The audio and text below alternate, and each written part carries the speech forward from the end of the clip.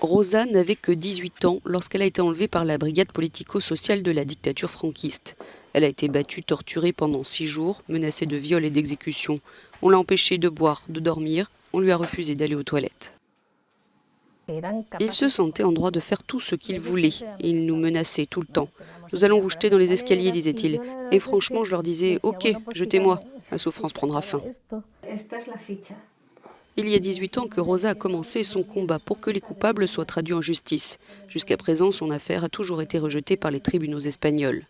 Elle espère que le nouveau projet de loi Mémoire démocratique présenté par le gouvernement mi-septembre, mais loin d'être encore porté devant l'Assemblée, lui permettra de guérir.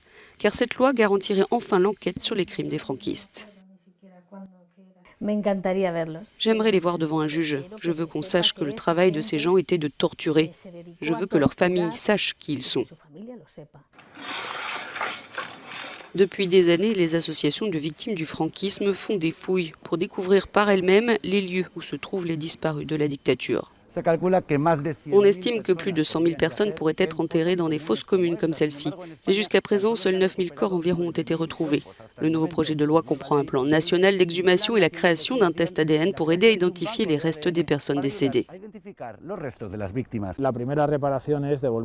Le premier acte de réparation consiste à rendre les restes aux familles afin qu'elles puissent décider où les enterrer au lieu de l'endroit choisi par leur bourreau. Mais ensuite, il faut rechercher les responsables.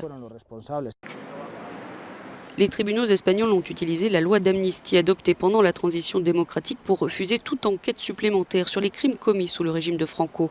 Baltasar Garzón a été l'un des seuls juges à enquêter sur les disparitions de civils sous Franco, interdit d'exercer en raison d'une autre affaire depuis 2012 et ce jusqu'en 2023. Il estime que la loi d'amnistie ne devrait pas être un obstacle à la justice pour les victimes. Il faut que ce soit une réponse. Il n'est pas nécessaire que ce soit une justice pénale, ce qui implique une peine de prison. Cela peut être une justice visant la réparation des victimes, symbolique.